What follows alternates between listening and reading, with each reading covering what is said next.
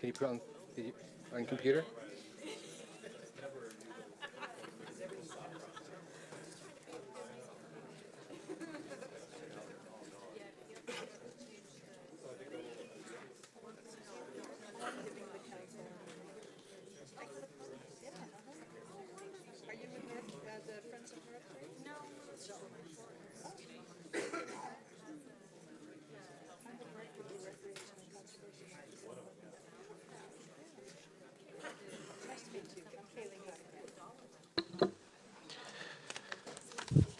Welcome to the Bothell City Council meeting of January 19th, 2016. Please join me for the Pledge of Allegiance.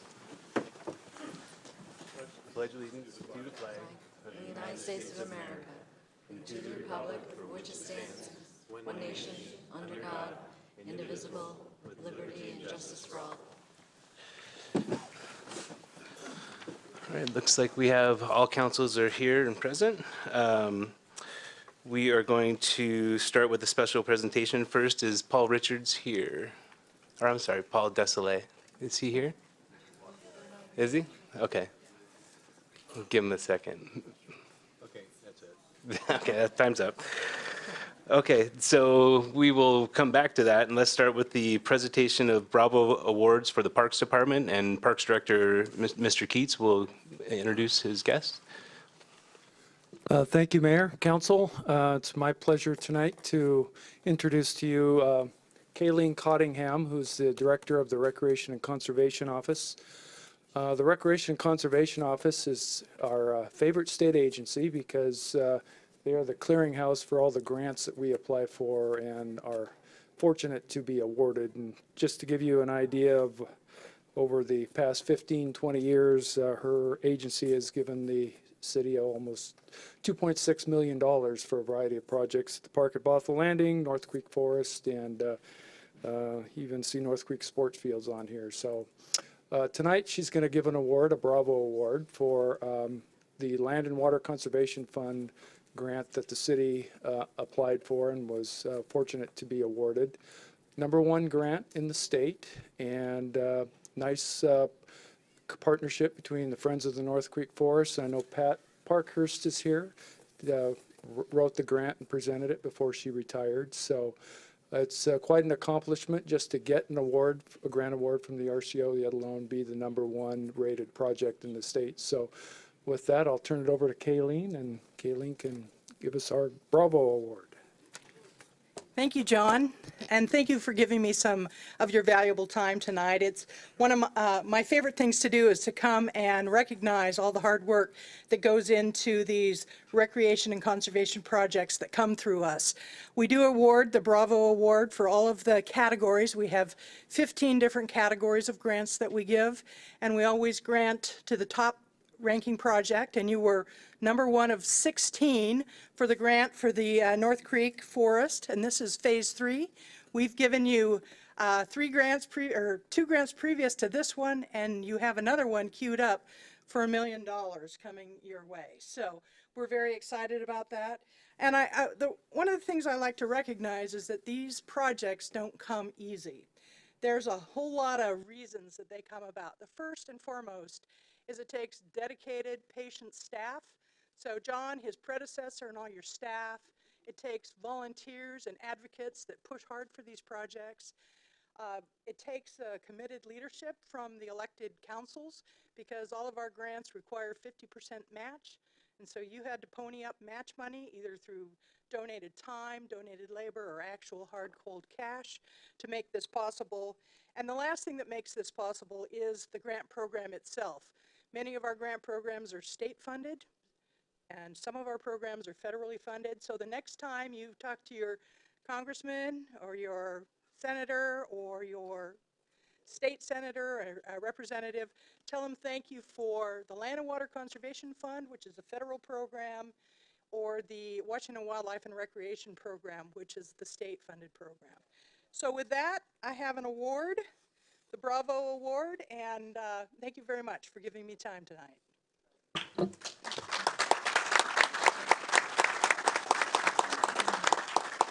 Thank you for coming in as well. Do you want to come down there? Thank you. There you go. Thank you.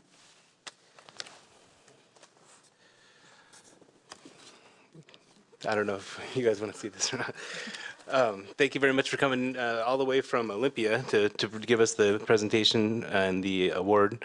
We're very proud, obviously, of our Parks Department. We a newly formed Parks Department, but appreciate your time and coming out. Thank you. So back to Paul Richards' clothing proclamation. If Mr. and Mrs. Desolate, can you meet me at the podium?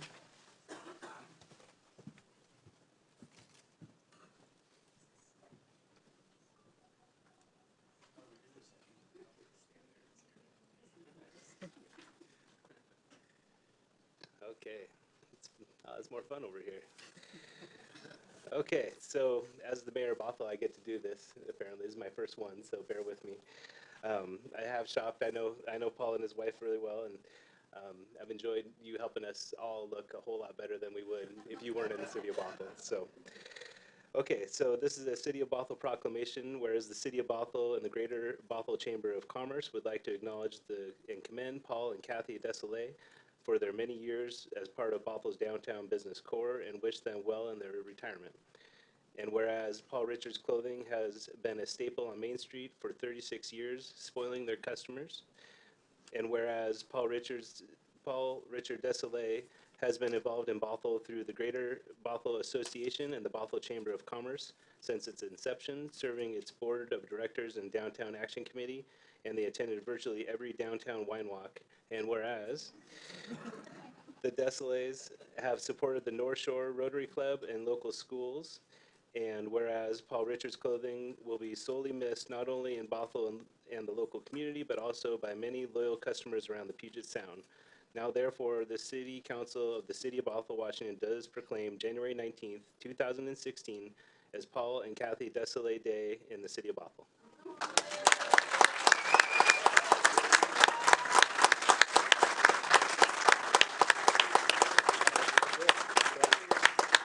I gotta sign this real quick.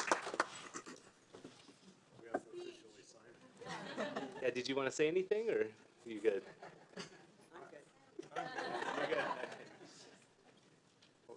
First, I've never experienced anything like this before. Yeah. So I guess I would like to thank the customers and my family and all the councils that have made Bothell great over the years. And it's been absolutely fantastic. And I had my closest experience to politics was 16 years of chairman of the Board of Adjustment before we abolished it. So when I left the Board of Adjustment, they immediately abolished the Board of Adjustment. And I've forgotten the term of the person that's involved in that now.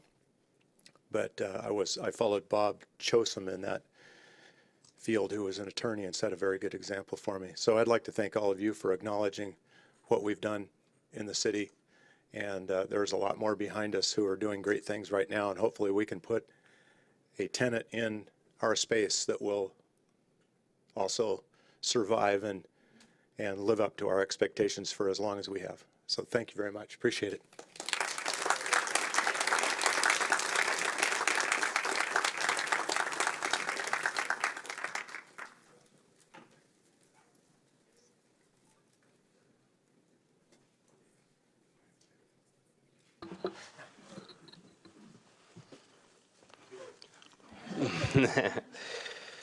So next is the meeting agenda approval.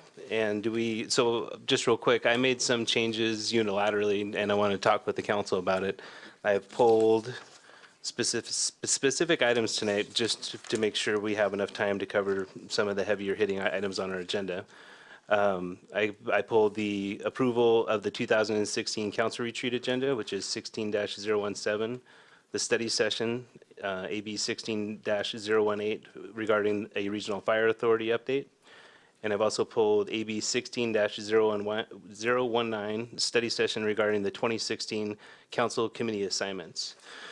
So I just wanted to check with the council to make sure everybody's okay with that, and then also to poll the council to see if they would be willing to meet next Tuesday at 6 p.m. to cover those items.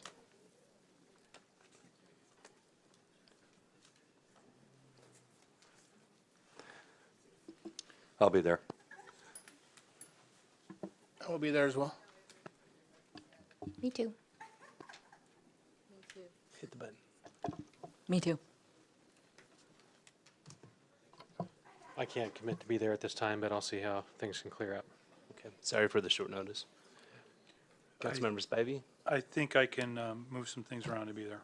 Okay, great. So we definitely have a quorum. So anything else about tonight's agenda? Any changes to the agenda anybody would like to make? Councilmember Sandberg? I wanted to pull consent agenda items 009 and 012. 009 being the approval of acknowledgement in order to allow Forterra to purchase the Wayne Golf Course, and then approval of the Sound Transit 3 comment letter. Okay. Any other changes?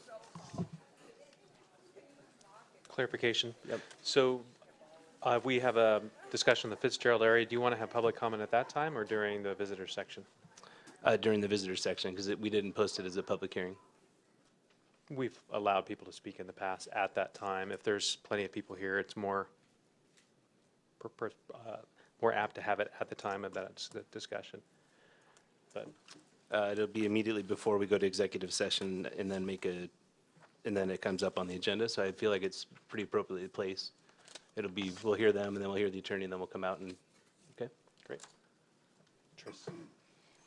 If someone does come late, I mean, we have in the past allowed people to speak either in the visitor section or prior to the item being heard. So I'm fine with that flexibility if someone does come late and felt like they didn't have the opportunity. Okay, we'll allow public comment if somebody comes late before after executive session and before we move into the agenda item. Is there any other changes for tonight's agenda? No? Okay, how about the projected agenda? Councilmember Sandberg? I would like to add a discussion on fireworks, maybe sometime in March. The last time we discussed it, we declined to consider an ordinance to authorize an emergency ban. And I'd also like to review the November 26th ballot language that we approved last year. And I think it could be timely in response to some of or a House bill that's before the legislature or in some kind of session.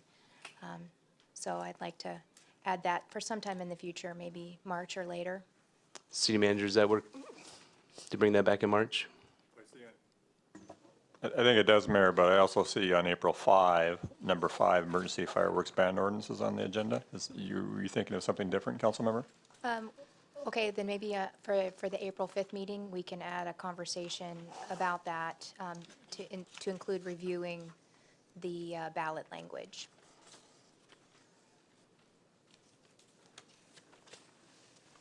Does anybody have a problem with that, adding that to, okay? Deputy Mayor Dewar?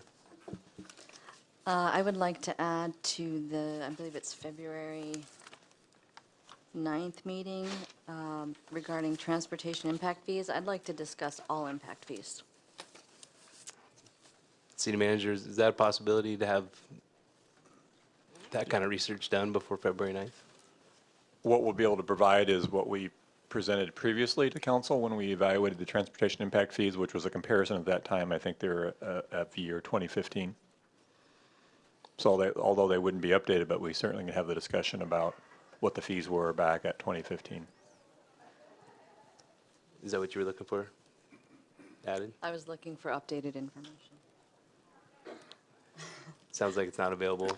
I'd have to check with staff to determine if we can collect that kind of information from all the different jurisdictions for all the impact fees that we issue. We'll provide council what we have. Okay, that's great. You know, I did hear the city of Kirkland did some sort of hired a consultant to do a study to look at impact fees because they're not apples to apples from city to city. And so it takes a whole lot of effort and they just recently did those. So maybe we can look into getting a copy of that from them. Sure. Okay, any other projected agenda items? I have one, but I was going to wait. No? Okay, so I would like to add to the February 2nd meeting, I believe. That's a regular meeting. About the council seating assignments, I've heard a couple of comments from people that they would like to discuss how we're seated at the dais here, and just wanted to schedule it so we had time to talk about it as a group. Anybody have a problem with that? Okay. February 2nd. Moving on. So we are now on the consent agenda. So we've already had pulled AB 16-009, which is consider approval. Wait a second. Is that the right one? Yeah, it is. It's the Wayne Golf Course Back 9 discussion, as well as 16-012, which is the San Transit 3 comment letter. Would anybody be interested in passing the balance of the consent agenda? So moved. We're doing audible vote tonight, so all those in favor just say aye. Aye. Opposed? Okay, consent agenda passes with the remainder being AB 16-009, consider approval of acknowledgement in order to allow Forterra Northwest to purchase the Wayne Golf Course Back 9. Councilmember Sandberg, you pulled this. Did you? Yes, excuse me. So the mayor had asked a question earlier today of staff about whether we should have some kind of clause that allows the city to retain its right of first offer in the event that Forterra is not able to close on this deal. And I think the response from staff was like not having that clause doesn't, or probably doesn't affect the city's rights with regards to the back nine. And I guess I would feel more comfortable if we had specific language in this agreement that clarified that had that contingency in it, that should the deal not close with Forterra, then that relinquishment of that right is voided, and that we continue to have the rights as spelled out in the conservation easement. City Attorney? Well, this trends very close to something that we probably should discuss in executive session as legal advice. So it's hard for me to answer the question without going over the line into what should probably be confidential discussions with counsel. Should we go to executive session then? Yeah, I would feel more comfortable if we took 5 minutes in executive session to discuss the issue. All right, the city can. Can I ask a question? Is this time sensitive that we do this tonight? Forterra has asked that we do it. My understanding or the impression that I received from them is that they waited until they were sure they needed it and were ready to go forward. And potentially this could hold them up if we don't provide it, but I can't answer for them any further than that. So can we postpone this consent agenda item for when we go into executive session as scheduled after the visitor section, so that we're not kind of in and out of that back room? Or do we need, does procedure dictate that we need to talk about it right now? No, you control your agenda. You can choose to shuffle things around in that way. It's just that so let the record show Councilmember Freed has left the dais. And so maybe let's go to executive session for 5 minutes now, because I believe Councilmember Okay. Freed would like to be part of the other executive session. So we'll be back Okay. in 5 minutes.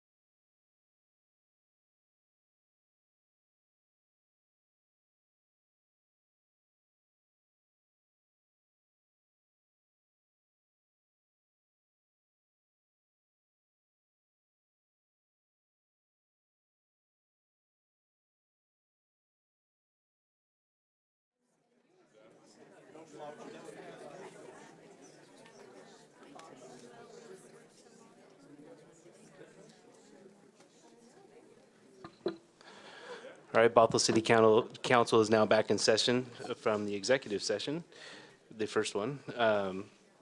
So we're still on AB 16-009, which was pulled from consent. Councilmember Sandberg? So after consulting with the city attorney, I am comfortable with the language as presented, so I would move the recommended action. All right, we have a moved and seconded. It's moved by Councilmember Sandberg, seconded by Councilmember Agnew. All those in favor say aye. Aye. Opposed? All right, passes unanimously with Councilmember Freed absent from the dais. The next item that was pulled from the consent agenda is AB 16-012. Councilmember Sandberg, you pulled this? Yes, I did, thank you. So I pulled this consent agenda item, and this is in regards to the East Side Cities Joint ST3 Candidate Projects Comment Letter that's in our folder in front of us. And the reason why I pulled it is that when we received a copy of this a couple of weeks ago, and it struck me that even though the list of cities we appear in the list of cities at the beginning of the letter, it says the cities of Bellevue, Issaquah, Kirkland, Redmond, Renton, and Bothell. Appreciate this opportunity to provide feedback on the ST3 plan, the Sound Transit 3 plan.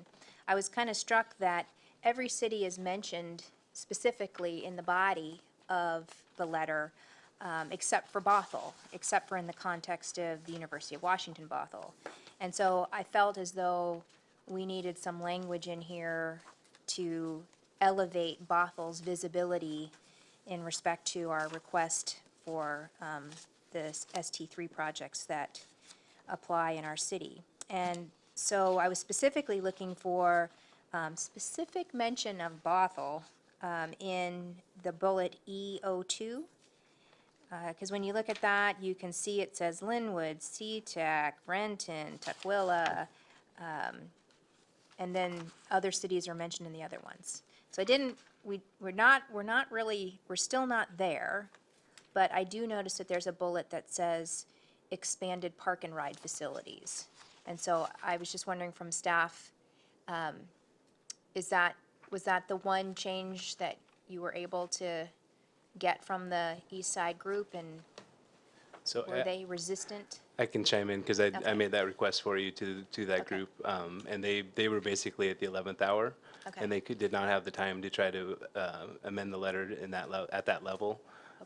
So they considered it, but they just felt like they couldn't make that happen. I imagine we've made our point, though, that it will be, Bothell will be more highlighted than UW Bothell in future letters to Sound Transit 3. Great. Okay. Okay. that All right, work? so I'm happy that at least it says expanded park and ride facilities. It adds that as a bullet. So I would move the recommended action then. Moved by Councilmember Sandberg, seconded by Deputy Mayor Dewar. All those in favor say aye. Aye. Opposed? Passes unanimously. So the next part is our visitors section. During this portion of the meeting, the mayor will invite citizens. I want to read the thing because I've been having a hard time running the visitor section. The mayor will invite citizens to talk with the council about topics that are not scheduled for public testimony on tonight's agenda. So if you are here to talk about UW Bothell, there will be an opportunity for you to talk about it during that part of the meeting, during the public hearing. Please don't hesitate to use this opportunity to share your views with the council. If you are asking a question under visitors, please remember that the council may not have specific information during the meeting to provide a complete reply. The mayor or presiding officer, or the mayor, may choose to ask the city manager to determine the best method to address the citizen's question. The city manager may refer the question to staff or suggest that staff research the answer and provide answers within a certain time frame with a copy to the citizen and all council members. If you have an item for council consideration, the best procedure is to submit it in writing prior to the regularly scheduled council meeting. Remarks are limited to 3 minutes, so there is a couple other little rules that I researched to make sure that everybody understands it's here. So at 3 minutes, I am going to interrupt people. I was trying not to do that because I always didn't like it when I was just a council member to see somebody just get cut off at 3 minutes. But unfortunately, that didn't work out at the last meeting, so I will be cutting people off at 3 minutes. The mayor has the authority to remove people that disturb the meeting. So we've had some problems with people shouting at other people when they're up at the podium, and that's not going to be tolerated anymore.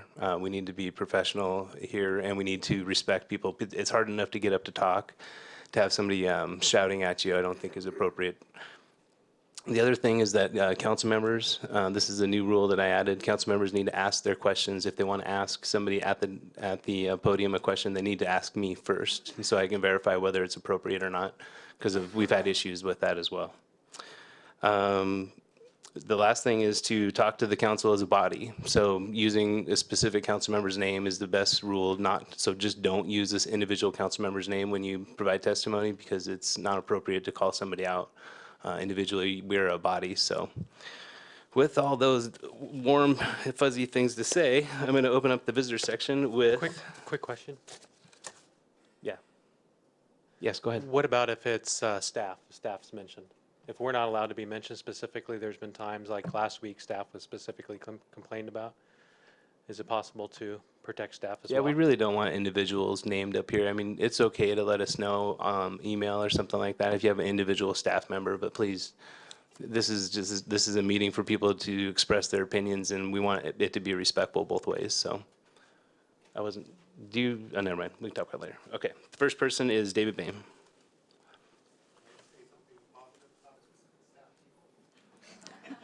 Yes, you may say positive things about staff people.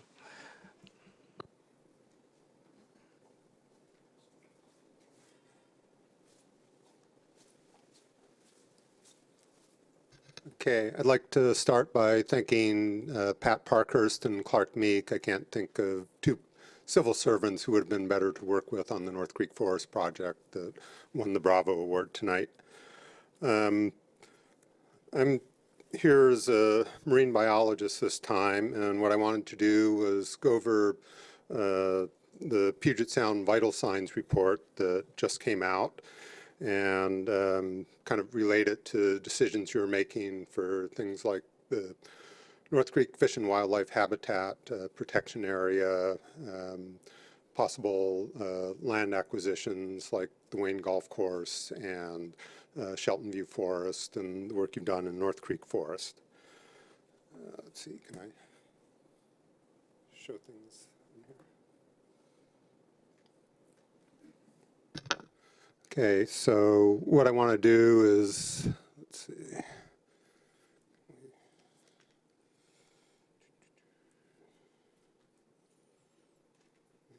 Focus here somewhere.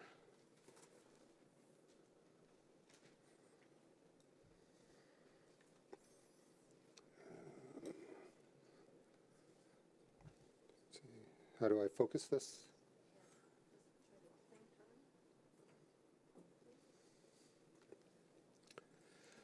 Okay.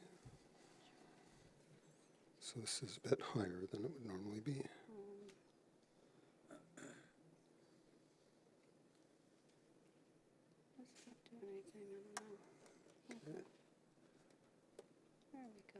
Okay. All right. Okay, so some of your actions will affect Chinook salmon population abundance, and as you can see here, we barely have any Chinook salmon left in the Sammamish River system, and they don't have very high goals, but Bothell can be helping out with that.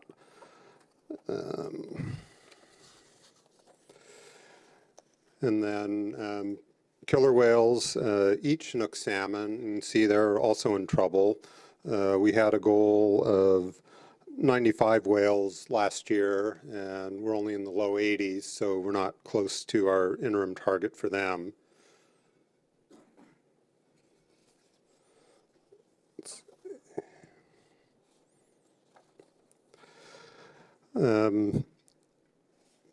see, for birds, marbled murrelets don't currently live in Bothell as far as we know, but it's possible that they would move into North Creek Forest in a few years, so acquiring the entire forest would be really important because that would give us enough contiguous forest to support them. And Go ahead and wrap up, Mr. Bain. Dr. Bain. okay, can I have a little extra time due to the focus problem? You did have a little focus problem. Go ahead. Okay. 30 seconds.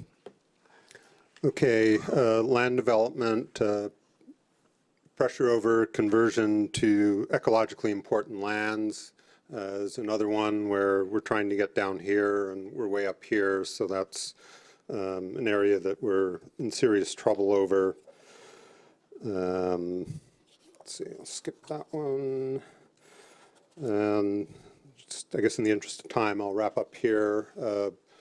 Low summer stream flows is another issue, so that has to do with water making it into the ground as opposed to running off in pipes.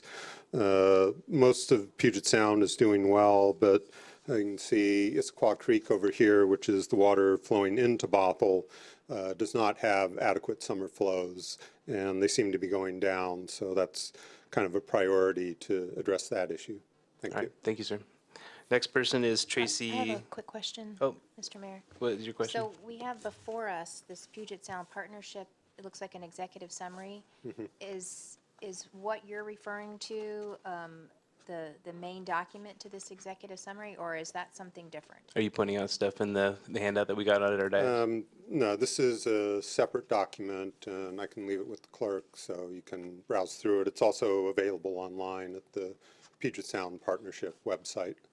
Okay, we'll just get it from the Puget Sound Partnership. And you said that it was the title, Councilmember Sandberg, was the title Puget Sound Vital Signs Report? yeah, I can send you the link. Okay. Okay, it's actually report on the Puget Sound vital signs. Thank you, Dr. Bain. Next person is Tracy Elkoff. I'm sorry if that's a bad pronunciation of your last name. But that's okay. I came once before and addressed the council regarding the installation of sidewalks on 188th Avenue Northeast going up to Bothell High School. And I was just hoping to find out where I can get some information on how that is going, if it's going at all. And just wanted to bring to your attention that a couple weeks ago, a car from the high school was going too fast and hit the curb on the other side of the street and went off down into my neighbor's yard. I can show you the pictures, or I can just give them to you guys to see. I don't know if everybody else cares about seeing it, but they left the street a big mess on the side where people walk. The tow truck just dug it all up. 188th looks really bad, and I'm just wondering how things are coming along with the planning for that. It's a major road. A lot of people use it to walk to McMinimans now, and if we can't get sidewalks, at least maybe some speed bumps or something to keep the high school kids from going so fast. And somebody's going to get hurt, and I hope that doesn't happen. So the Public Works Director is right over there. She, I'm sure, has business cards at the ready. She can give you one, and she would be your point of contact for both of those issues on 188th. Thank you. Oh, yeah, Thank no you. problem. Next person is Sharon Ricketts.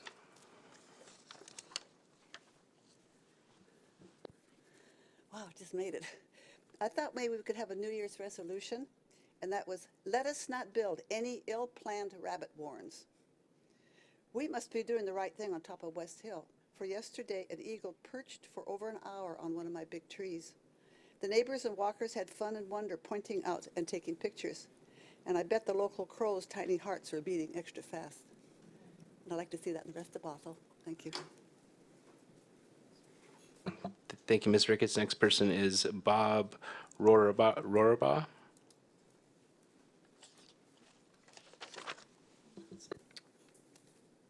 I'm Bob Rorabaugh. I live at 22724 Second Place West, representing dog walkers, hikers, and runners from South Snohomish County. Mr. Mayor, Deputy Mayor, council members, city staff, thank you for listening to our citizens, especially as we speak to balancing rapid development with livability that includes parks and open spaces.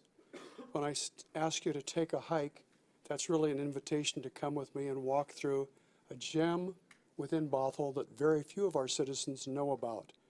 Part of it is so isolated you cannot hear city traffic.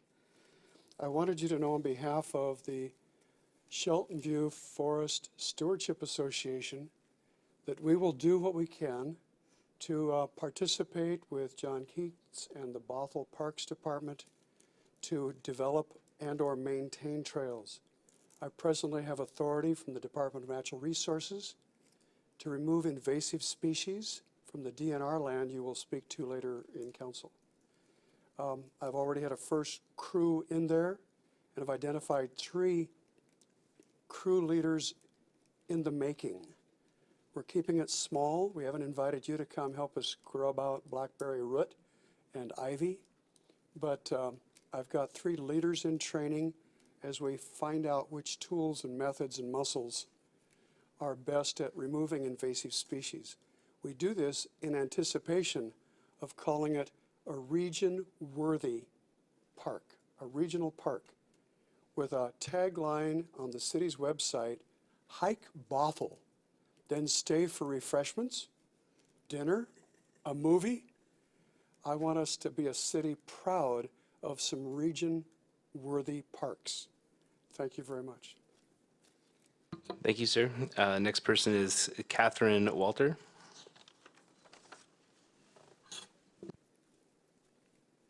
Hello, Council. I'm also from the Shelton View Forest Stewardship Association. Thank you for the opportunity to speak today. We would like to speak in favor of having a parks bond or levy with money set aside for the Shelton View Forest. The city has an unparalleled opportunity to preserve this 43-acre forest in the Snohomish County part of Bothell for hiking trails and open space. It's a beloved oasis in the community and could serve as a draw for the surrounding area to come hike Bothell. The forest is composed of 2 parts. The larger 26-acre portion to the south is owned by the Department of Natural Resources, and it has been labeled as a future park in the Bothell Comprehensive Plan for many, many years.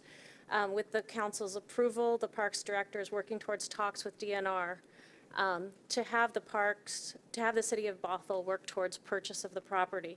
And the second parcel to the north is a 17-acre piece of land owned by MC Coast Property.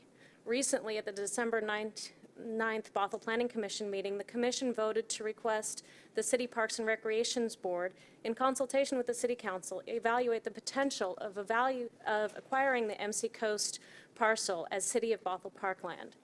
To quote the Planning Commission, the Commission believes the adjacency of this parcel next to DNR property currently slated for acquisition, PROSAC Action A38, the presence of mature trees, the existence of a number of informal trails on the property, and the strong desire of surrounding property owners, that's us, makes this property an appropriate candidate for acquisition. Our group is mobilized and committed. We have a Facebook page of over 300 members and a petition signed by almost 1,000 Bothell citizens. We can use our connections to increase community awareness of the parks bond or levy, so please put us to work. We encourage you to consider putting forward a parks bond or levy. Thank you. Thank you very much. Next person is Alan Fergenbaum. And sorry if I said that wrong. Close enough. The first thing I'd like to say to everyone in this room is Happy New Year. It's my first time here for the New Year, so Happy New Year, everybody. I'm old, as you can tell, and I've become a curmudgeon. Unfortunately for me, I guess, my problem is with city utility taxes. I look at my phone bill every month, and it always varies a little bit. And I think, why does my phone bill vary? So I got to looking through it, and I found it was the taxes were changing a little bit. And I'm looking through the list of taxes. There's 5 taxes from the city of Bothell on my phone bill. 5. And all of you who live in Bothell that have a landline, you're paying 5 taxes on your phone bill. I said, why do I pay a tax to the city of Bothell whenever I make a phone call or get one? I looked at my electric bill, 6% tax on my electricity usage. The more electricity I use, the more taxes I pay. And the city of Bothell provides 0 services to the utilities who provide me with these amenities. The public utility district, the telephone company are responsible for the lines and the poles. They maintain them, they install them, remove them, fix them, whatever. And I understand, I know the city needs the money. That's not a question about that. The question is, how are you getting it? You're taxing me and giving me no representation for that tax. I would like to see the city think about finding another way to raise the funds that they need than taxing soft things like utility services. I never gave it much thought, but it adds up. When you have a water sewer bill, every time you flush your toilet, you're paying the city of Bothell. And it's the Alderwood Water District that controls this water and sewer. Look at your bills that you get, and you'll see that. And I don't see why I'm paying you to flush my toilet, or to turn on my lights, or to use the telephone. You don't provide me any services. I'm all in favor of giving you the tax money, but tax something that is justified. If necessary, can't you put a levy before the public to vote and say, we need the money for this purpose, like the school districts do? This is my thing, and I'm sorry to bring to you a complaint, but if I was alive in 1773, I would have been dumping tea in Boston Harbor, but unfortunately, I'm not quite that old. But I'd like you to consider an alternate way to get money from us who pay taxes. I don't have a problem paying taxes for services. But when you're sticking your hand in my pocket and taking money out for doing nothing, that's not right. And that rubs me the wrong way. It's not a lot of money, I grant you that, but nevertheless, it rankles me. And I would hope that would rankle you people sitting here too, that you're paying for nothing. You want the money, find a better way to get it. That's all I say. Thank you. Mr. Fergamum, can I connect you with one of our, I'm sorry, I'm saying your last name wrong. How do you say it? There's no R in it. It's FEI. It's not an R. I didn't put Oh, it's an the dot over FEI. Oh, that's what's going on. it. Okay. Fagenbaum. Fagenbaum, Mr. Fagenbaum, can I hook you up with our finance department so they can go over what your utility taxes actually pay for with you? No problem. Okay, I think there's the finance director right there. She probably has a business card handy for you. So come on back if you don't get your answers you're looking for. What's your question, Councilmember Freed? I want to know if the mayor would ask this gentleman if he would run for council in 2 years. I don't think we should ask him that.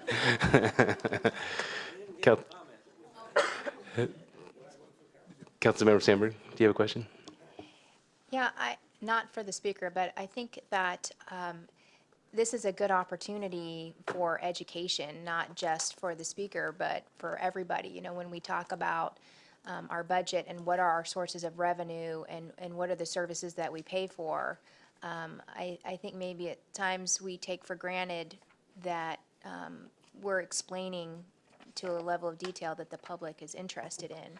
And so I know that this year we're going to be drafting our biennial budget for 2017 and 2018, and I think it would be a great opportunity to add some educational elements in advance of those budget discussions at the end of the year that build on, for example, the video that the city has produced about what our city budget is all about. So if you haven't seen the video that's on the city website about our city budget, it's a good primer, but I think the questions that the speaker has asked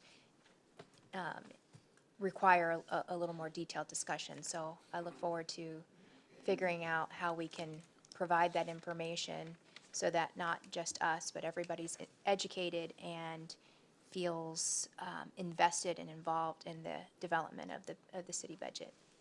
Yeah, it is a budget year we have a biannual budget every 2 years, and we're crafting the next one for 2 years, starting in 2017 through 2018. So that will be coming back soon, and we'll have all sorts of answers to your questions, sir, here as well as, but I think we'll get you some answers right away with the finance director.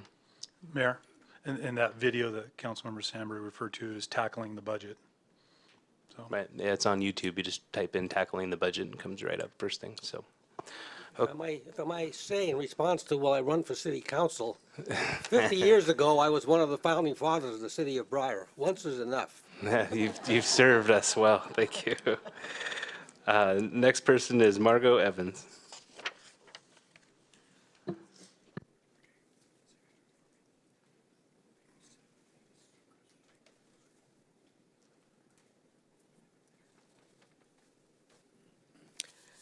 I'm speaking in regards to the Fitzgerald sub-area.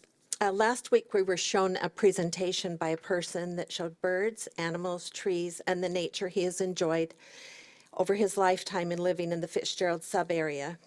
The thing that was missing from his presentation was the human faces that live in the area as well.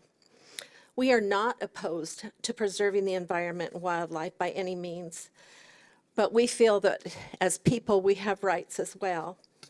You have seen many faces in the group over the past few weeks get up, tell their personal stories, tell their struggles, talk about what's really gone on in the area over the past several years.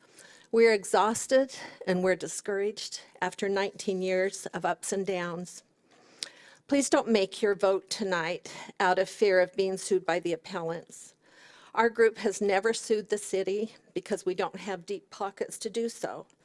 But perhaps it is time for us to consider seeking legal counsel. The council has suggested stopping the appeal and mediating. Mediation seems like another way to pacify us for a few more years. I also ask, who will be paying for that? And how long will it take? It feels like it will go on forever. As you go into executive session tonight, please go in with an open mind. Listen to your city land use attorney and ask questions of your city staff. Thank you. Thank you. Next person is Joelle Berry.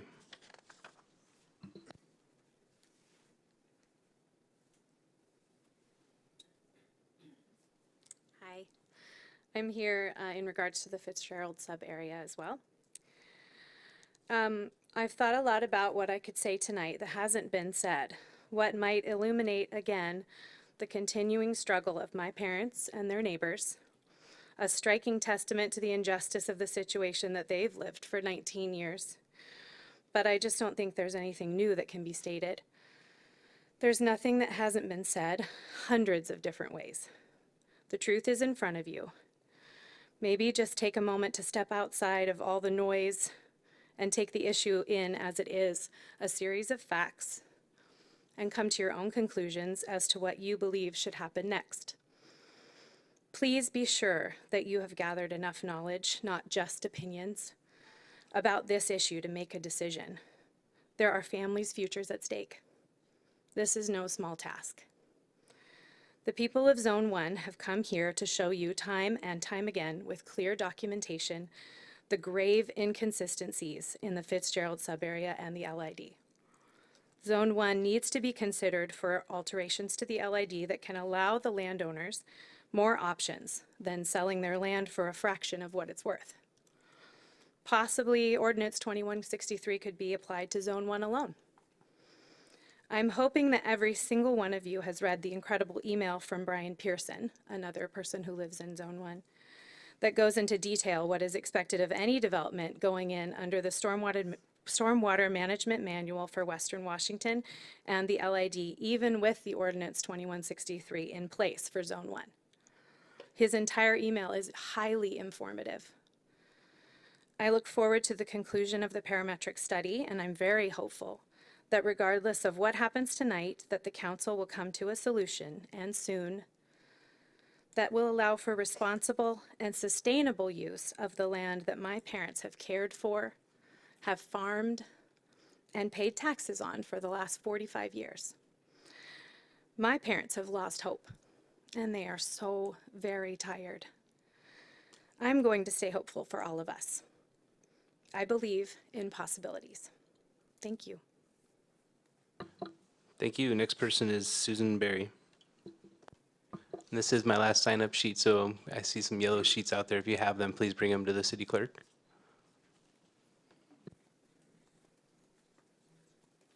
It's pretty hard to follow my daughter and Margot, who's pretty much said everything I could come up with to say. I think we had a lovely meeting with a few of the council members, and I understand that they are very sincere and want to do the right thing. I have also heard, this is hard to say, I have also heard that Ann Agar, Judy Fisher, Andrea Perry are already crafting more legal lawsuits and appeals. And I see a smile, and I know that they don't care about us because they're smiling at me saying that. I'd like to find out what Ann Agard and Judy Fisher's agenda is concerning Zone 1. Ma'am, I hate to interrupt you, but Could you please not use people's names? We're I trying had to one get away from other that. name I wanted to use. Okay, I won't say it, Okay, thank you. but, because I have one more name. Is it that we are to live with lawsuit after frivolous lawsuit? Now, I have to mention someone else that it was more than myself who was so saddened by a comment by this person who callously proclaimed that all we needed to do was stick a sign in our front yard to sell our property. This is after 20 years of anguish. And to make that comment up here about our lives shows, it just, we're trying to get through that we're willing to compromise, but with the compromise, it still has to meet a developer's needs. Anyway, I'm out. Bye. Thank you. Next person is Brian Pearson.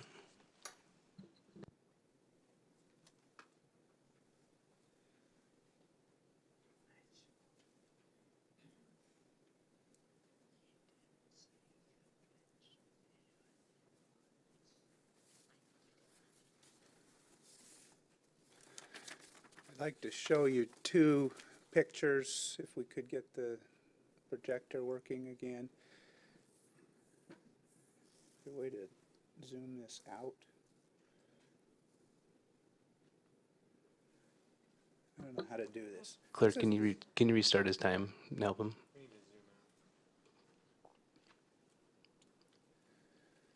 Can you help him zoom out as well? Way to zoom out.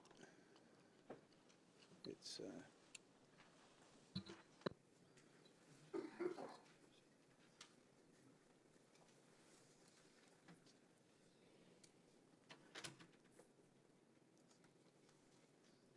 How far do you want to zoom? How's that? that's better. I just want to remind everyone exactly what we're looking at here. We're at where Zone 1 is.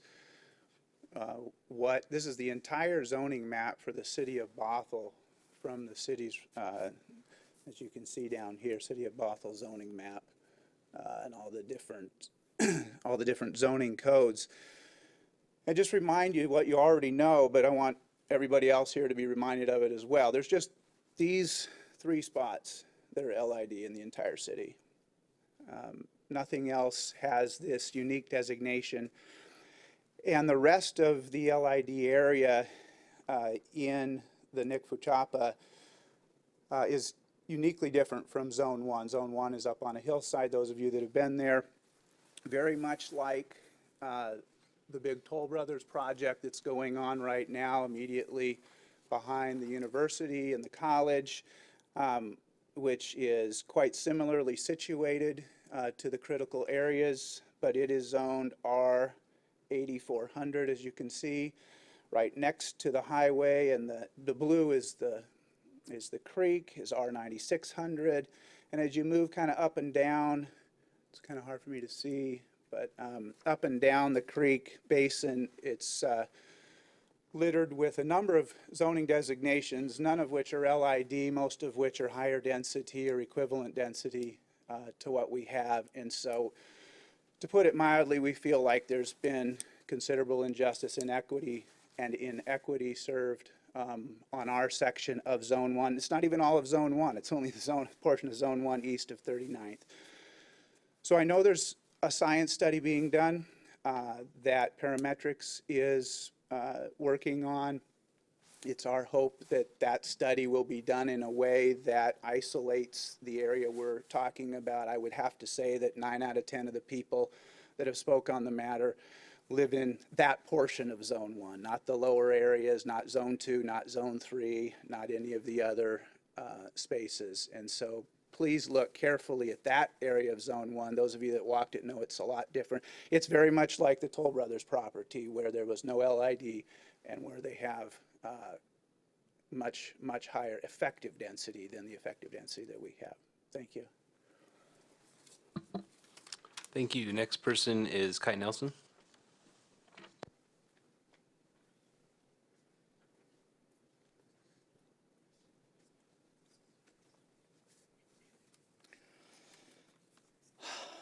Last week, I talked about the bullying by SAVE group and the council's right and duty to govern beyond to govern being taken from you if you allow the appeal to be dropped. Your city attorney has expressed his concern now 2 weeks in a row, encouraging you to not drop this appeal. I urge you to please really examine the information and knowledge you've acquired over the years regarding the Fitzgerald Sub-Area Zone 1 and the strong recommendation by your city staff and attorney to see the appeal through. Last week, I talked about how it is scary to me that the council members, especially the newest ones, don't know what they don't know. Again, it's nothing against them. It's nothing against any of you. I love that most of you have been out to the properties. However, I would ask, I'd like to know how many of you have sat down with staff to ask questions, learn, and get their professional advice. I've tried to put myself in the council's shoes. It's really important to me. I've tried to check my biases at the door, and I came to the conclusion that if I was brand new on the council in the last couple of weeks, I might consider abstaining from this vote, as I just wouldn't have learned enough in such a short time. It's a very complex topic with more data that I could truly comprehend given the short time on this council. I would need more time to sit down with my city staff and attorney to truly understand what has happened over the last 19 years. I feel strongly that the newest council members should give serious thought to abstaining from the vote tonight. Another idea might be to push this vote out until the parametric study comes back in the coming weeks.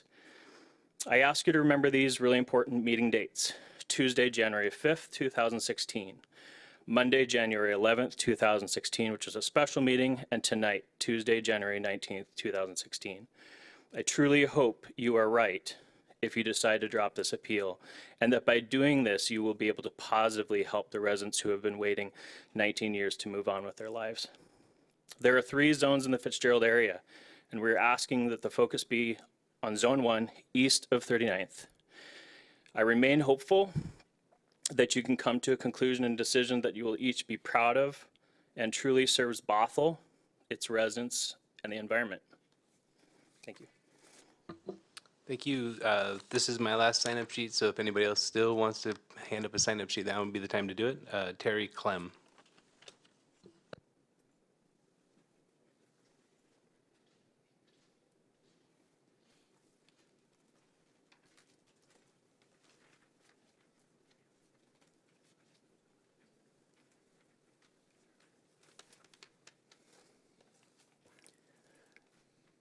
Regarding Zone 1 of the Fitzgerald sub-area, I'd like to thank everyone on the council for devoting an extraordinary amount of time and effort regarding this extraordinary situation that you'll be voting on tonight.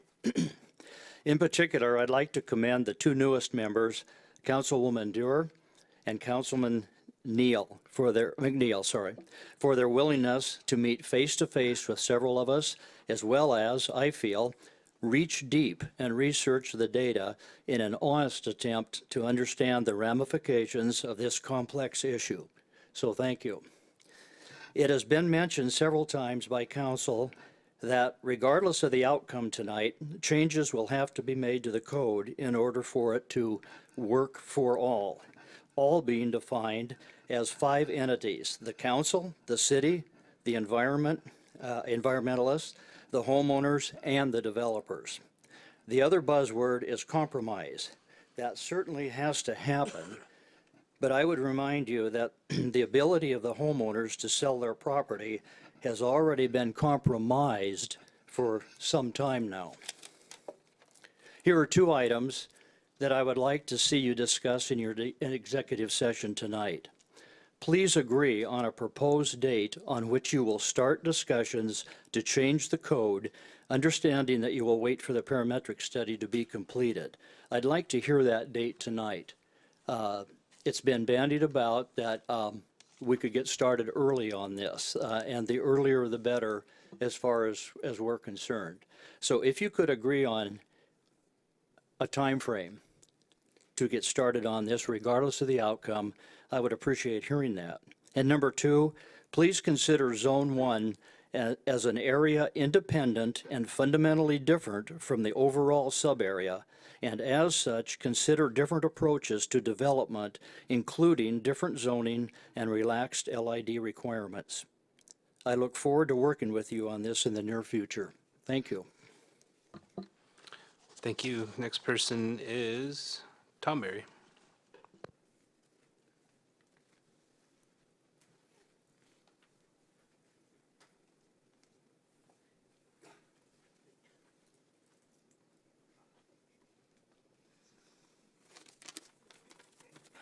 Hi. Zone 1 landowners have been stinging for about the last week. We have been scathed in the social media by strangers we don't know. Unfortunately, it's the easy right of people to taint our reputations with negative non-truths that carry the power over the positive 10 to 1. We have been lambasted. We have been pushed through the muck while simply trying to move on with our lives. We have been prevented from doing so for so many years and have been dragged to the wrong side of public opinion. This situation is, in fact, inane cockamamie.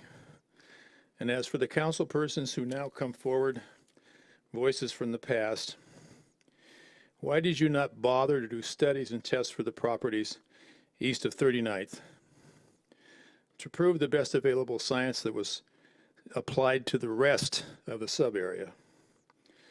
I remind you that in 2007, Parametrics representative David Sherrard told us that we would simply have to assume our inclusion. Oh, bother. The immaculate assumption. Why was not the job done correctly in the first place? It's because it was too much bother, and now the proof lies in ruined lives that we landowners can't go back and retrieve. Are we awful people? No. We have been unwittingly politicized, but in fact are private citizens who are not required by law to disclose our private affairs to anyone. It's not anybody's business. Yet we're required to relent to the experiment. Without compensation, we'll be lucky to realize a small portion of the market value of our long-time investments. We're talking a lot of years living here for the Berry since '71, where we merely agreed to buy our land simply for investment.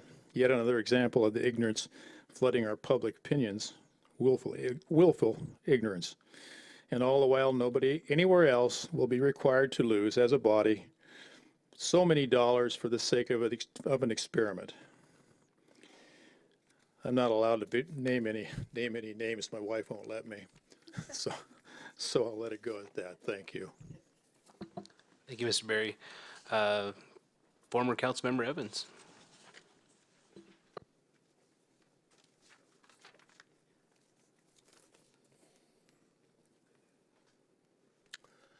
Thank you, Mayor and Council. There had been some discussion of where these zones came from.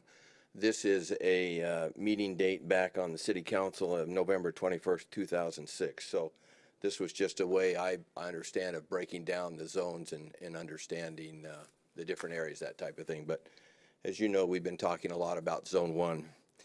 But I appreciate your time in this matter, and in an effort to be transparent in this, I want to tell you that Mayor has met with us on December 26th, the property owners. We appreciate that. Councilmember Sandberg met with us on January 8th. On January 9th, James, Councilmember McNeil, and Councilmember Agnew met with us. And then on January 15th, Councilmember Durr met with us. Interesting, during that meeting, Councilmember McNeil and Mayor, you popped into that meeting, just as a point of reference. Mayor, you had called me this weekend and asked me if there was a possibility we could try to consolidate our thoughts tonight into one or two speakers, because you have a big agenda, you really do.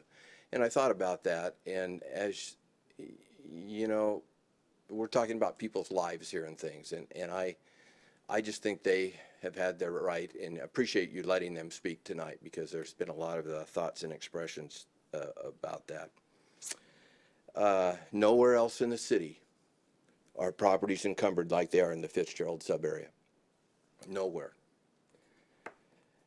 Members of the council have been concerned. You've said, I've heard members of the council say, we're concerned in letting this appeal go forward because if the city happens to win, we may be sued again. I hope that's not the forum that you make legislation on, is the fear of what may happen. You've talked about a compromise. We feel we've compromised. We've lost 50% of our properties in a compromise right now.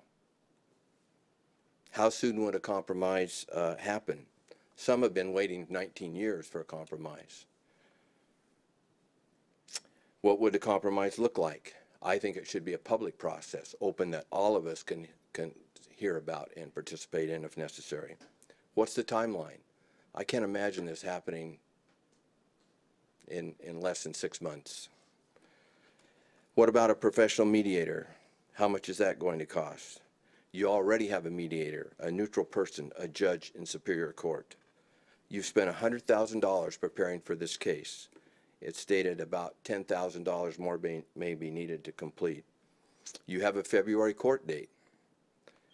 Waste of $100,000 of public funds if this is not permitted to go forward. Mr. Evans, you're at the end of your time. Did you want more time because you did work with your neighbors to consolidate into one speaker? Or? Very quickly, I think I can finish. I apologize. I didn't mean to take this long. There's two main theories here that, as the council is considering. One, let the appeal go forward. Your legal counsel says your hands will not be tied. The next one is to stop the appeal, and then we can start working on the revisions right now. I'd like to think we could, and I think you've said, we can start working on that right now, regardless of what happens. If you don't like Ordinance 2163, which you've stated, change it. We can amend that ordinance and make it better based on the best available science. Finally, after the executive session tonight, I would hope that you would come out as a council and explain to this body the decisions and the basis of what you're making your decision on one way or another. I feel we all have a right to hear that, and I would appreciate that. Thank you very much. Thank you. Mayor? Yep. Following Mr. Evans in his comments, he thanked everybody for coming out, and as I followed along with that, it appears there might be an OPMA violation with the serial meeting, and I would ask the city attorney to weigh in on that appearance of a possible OPMA violation. City attorney. Can you elaborate where you see a violation? Well, what I'm seeing is that there's council members that met with the property owners, and there was 4 council members that had met with property. One council member met with them more than once in the presence of other council members, and so that essentially constituted a quorum at that point in the serial meeting.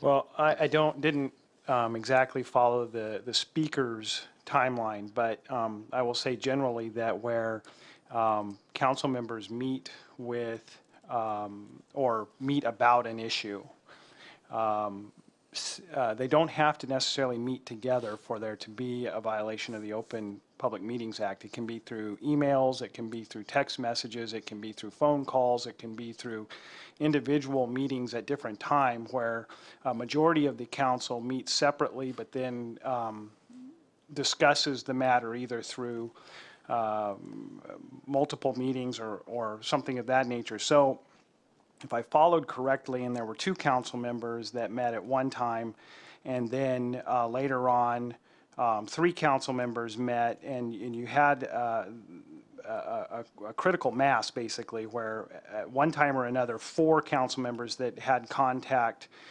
had met together. That would be a serial meeting. It's difficult from the dais here for me to diagram that out, and it's probably an issue for executive session for me to go much further than that with advice to the council because there are consequences to violations of the Open Public Meeting Act. But the best I can say in this forum is that multiple council members meeting at different times can reach critical mass and can create a violation of the Open Public Meetings Act by doing that, even though they never meet all at one time. Okay, next on the, Councilmember Sandberg. I don't think I'm involved in the listing of council members because I met individually with the property owners. But it's my understanding that there's a distinction between receipt of information and discussion of your position on a vote. And so I think that that should be taken under consideration. I appreciate that the property owners were available for each one of us individually, because that's a lot of time on their part to kind of try and meet with us separately. But I think there is a distinction between receipt of information and discussion of a final action. However, I wasn't there, so I was at my own meeting. Does that answer your question, Councilmember Spivey? Well, I'm just following along with what Mr. Evans said. There's an appearance, and I think it needs to be investigated further. Obviously, apparently the city attorney thinks that executive session is a proper place for that discussion at this point. Yeah, that's great. Just so you know, from my angle, I did meet with the property owners individually, and I did meet with them with Dewar and McNeil, and I did that. It's the buddy system. We all know what the buddy system is. You have two people you can talk to, and those are the only people I talk to. So, just so you know. Okay, last person is Anthony Powder. If there is another sign-up sheet out there, though, please bring it forward to the clerk. We were going to take testimony now, and then we were going to go to executive session and come back for the topic. We were taking them now. Yeah. Unless you came late and you had no opportunity, but you're here during visitor section, so go ahead and give it to the city clerk. Thank you. So in regards to the Fitzgerald sub area, I ask everybody, please remember water flows downhill. All that land is uphill of the lower portion of it. Whether it's groundwater, surface water, it all comes downhill eventually, right? And it's got to go somewhere. There's a comment made in one of the Bothell Reporter articles about water being carried away through drainage ditches and that coming off that properties and those properties up there. I have drainage ditches next to my house that flow right into North Creek. So that's something to keep in mind when you guys are looking at this. The parametric study really does need to be completed. I think it's part of the due diligence of the city to do it and complete that. I do not think that the appeal should continue. I think that should be shut down and not continued on, in my opinion.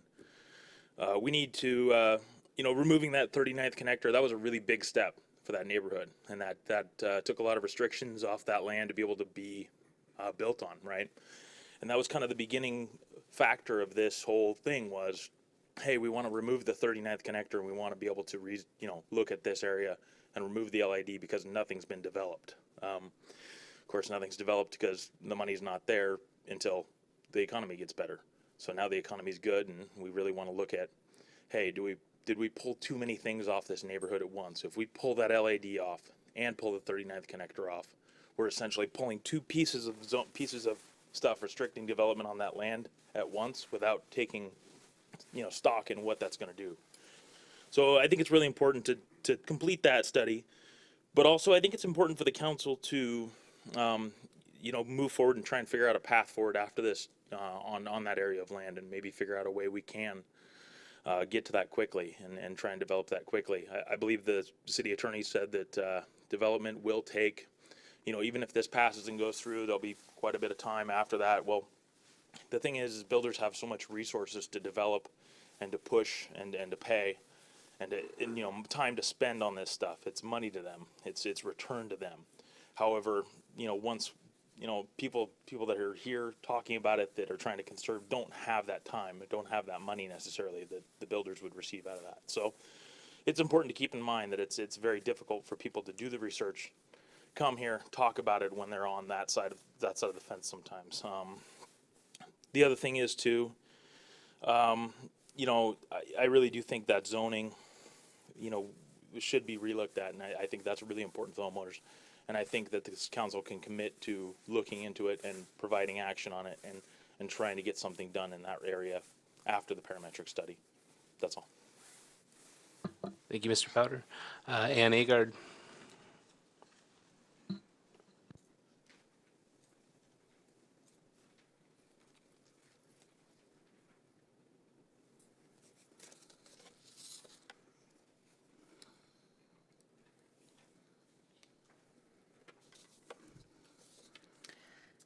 Your agenda has 3 items related to improving water quality and salmon habitat. 2 of these involve multi-million-dollar public funding. The first is the UW Bothell. The campus contains a 60-plus acre publicly accessible restored wetland considered nationally to be highly successful. North Creek winds through this wetland before joining the Sammamish and passing through Bothell and the Wayne Golf Course. UW wetland restoration is valued at over $6 million. A second agenda item concerns an agreement with Forterra related to the possible acquisition of a portion of the Wayne Golf Course. The proposed action has commitments from state capital budget and King County. This project relates to improving water quality in the Sammamish, as well as improved habitat for migrating endangered Chinook. A third item is the 220-acre Fitzgerald area, important in part because the impacts of urbanization on water quality and stream flows are buffered by extensive wetlands. Between 240th and 228th, 5 tributaries contribute to good North Creek spawning grounds and riparian habitat. Best available studies recommend this critical area be protected by special regulations. A related project is the wetland and Sammamish side channel restoration in Bothell, downstream of North Creek. This project has received public design funds, and I understand over $1 million for implementation have been approved by the State Recovery Salmon Board. Still another related project aims to protect endangered salmon habitat and improve water quality in North Creek. This is the North Creek Forest, for which they received an award from Kayleen Cottingham this evening. It's 9 wetlands and it's 64 acres of accessible land to the public. These monies came from the highly sought-after land and water conservation funds, and the final total may be over $5 million. As you consider whether or not to continue litigation over the protective regulations of the Fitzgerald area, I ask that you not put at risk the multi-million-dollar public investment in downstream water quality and salmon protection represented by the North Creek Forest, the UW Bothell wetlands, the Sammamish side channel restoration, and now possibly the Wayne Golf Course protection. For a city the small size of the Bothell, these millions of dollars of public funds are an unprecedented gift and a trust from the public. These waters are independent. Ma'am, will you please wrap up your comments? I'm finishing up my last sentence. Thank you. And their health requires caring responsibly for the unique Fitzgerald area with its high-quality spawning ground and the connected ecosystem of forested areas and cool water. Thank you. That brings us to the end of our visitor section. Yep, it does. Okay, good. So we are going to go to executive session. I'm going to guess we're going to need, it says 15 minutes, but I'm guessing we're going to need more like 20. So we'll be adjourned for 20 minutes.